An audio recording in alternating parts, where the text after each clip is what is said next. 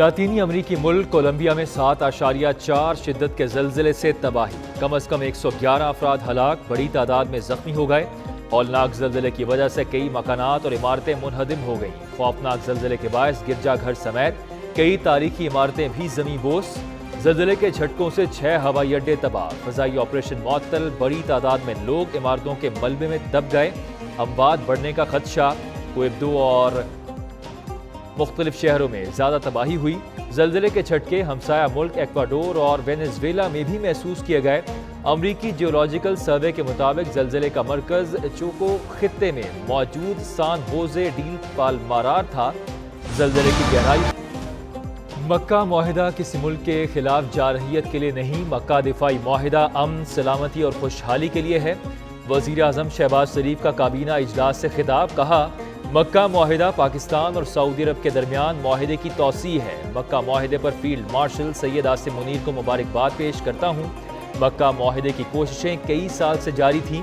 حرمین شریفین کی حفاظت پاکستان کے لیے اہم فریضہ ہے۔ مزید کہا کہ کشمیر میں نئی حکومت بننے کے بعد مہاجرین نشستوں پر مذاکرات دوبارہ شروع کریں گے۔ آزاد کشمیر میں بعض عناصر نے جان بوجھ کر حالات خراب کرنے کی کوشش کی۔ کسی معاشرے میں لا قانونیت کی اجازت نہیں دی جا سکتی۔ کابینہ کا دہشت گردی کے مکمل خاتمے کا عزم، کیپٹن حمزہ شہید کو خراج عقیدت۔ کابینہ میں مکہ مشترکہ دفاعی معاہدے کے متعلق متفقہ قرارداد منظور۔ وزیر اعظم، نائب وزیر اعظم اور فیلڈ مارشل کو خراج تحسین۔ کابینہ نے 25 سال بعد نئی ہاؤسنگ پالیسی کی منظوری دے دی۔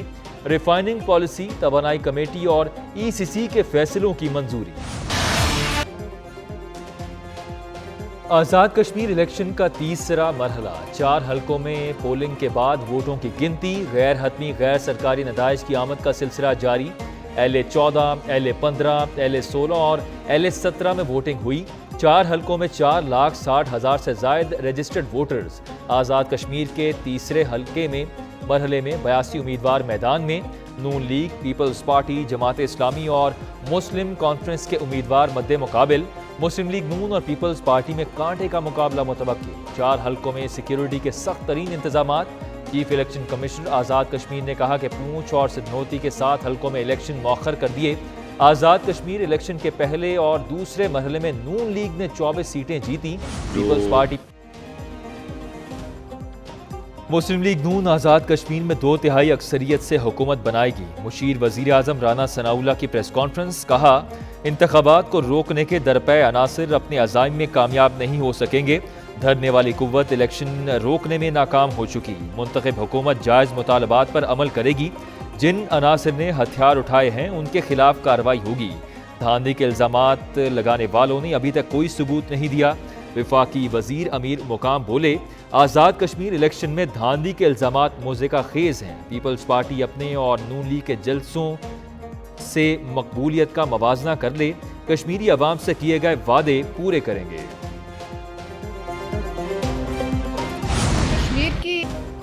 پیپلز پارٹی نے آزاد کشمیر الیکشن کو دھاندلی زدہ اور 2 نمبر قرار دے دیا۔ پنجاب حکومت کو بھی نشانے پر رکھ لیا۔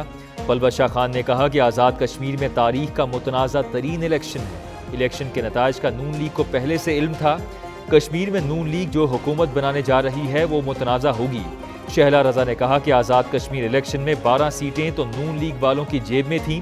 لاہور سے باہر جائیں تو کئی علاقے ڈوبے پڑے ہیں۔ شرمیلا فاروقی بولی کہ پنجاب میں کرائم کنٹرول کرنے والی CCD ڈیتھ اسکواڈ بن گیا۔ پنجاب میں آئین، قانون اور انصاف بند کر دیا گیا۔ نون لیگ کو اتنی مشکلات ہوں گی وہ دوبارہ پیپلز پارٹی کے پاؤں پکڑے گی۔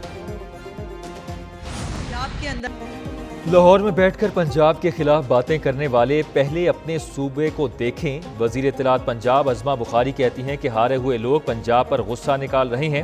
ان کے شہر میں میر رضا کا کیس ابھی تک حل نہیں ہوا۔ پنجاب میں فیک کیس کہہ کر رپورٹس چھپائی نہیں جاتی۔ پنجاب میں معذور بچی کیس میں پورے تھانے کو معطل کر دیا گیا۔ 2 لڑکیوں کی تھانے میں موت کے کیس پر بھی انکوائری کمیٹی تشکیل دے دی گئی۔ پنجاب حکومت عوام کو صاف پانی کی فراہمی کے لیے اقدامات کر رہی ہے۔ سندھ حکومت نے 18 سال سے عوام کو ٹینکر مافیا کے حوالے کیا ہوا ہے۔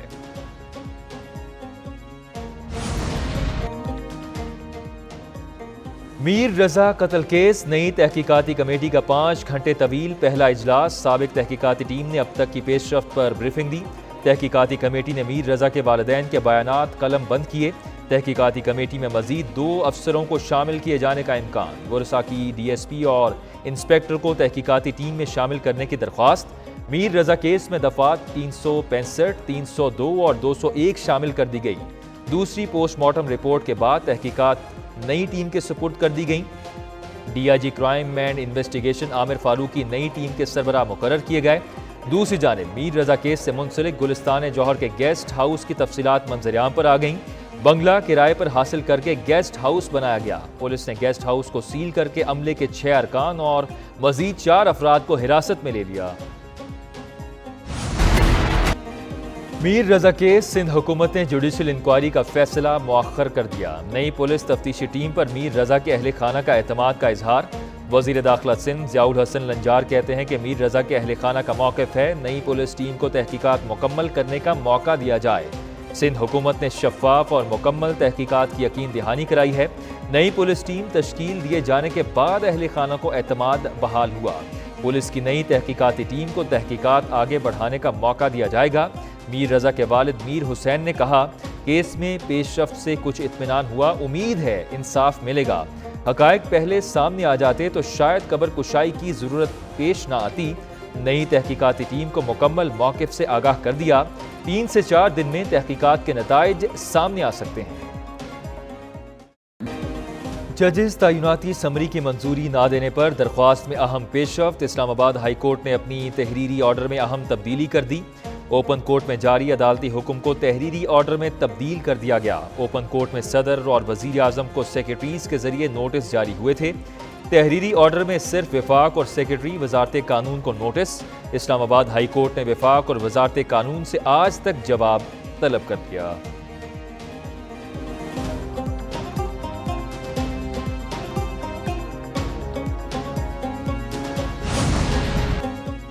ججز کی تعیناتی کا تنازع، اسپیکر قومی اسمبلی معاملہ حل کرانے کے لیے متحرک۔ صدر مملکت کے قانونی مشیر عرفان قادر کی اسپیکر ایاز صادق سے ملاقات۔ عرفان قادر کی ایک نیوز سے گفتگو، کہا ججز تعیناتی کے تنازع کے حل کے لیے مشاورت جاری ہے، امید ہے مسئلے کا حل نکل آئے گا، مشاورت کامیاب ہوگی، سب ٹھیک ہو جائے گا، سب مل جل کر مسئلے کا حل تلاش کر رہے ہیں۔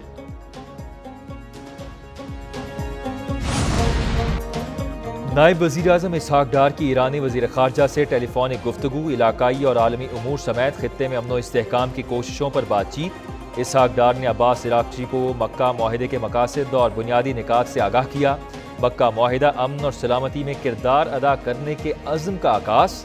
عباس عراقچی نے مکہ معاہدے کے اہم پہلوؤں سے آگاہ کرنے پر شکریہ ادا کیا۔ اسحاق ڈار اور سعودی وزیر خارجہ فیصل بن فرحان کا ٹیلی فونک رابطہ، باہمی دلچسپی کے امور اور علاقائی صورتحال پر تبادلہ خیال۔ اسحاق ڈار کا کویتی وزیر خارجہ شیخ جراح جابر سے ٹیلی فونک رابطہ، کویتی وزیر خارجہ کی مکہ معاہدے پر پاکستان کو مبارکباد۔ نائب وزیر اعظم کی کینیڈین وزیر خارجہ سے ٹیلی فونک گفتگو، مکہ معاہدے پر بریف کیا۔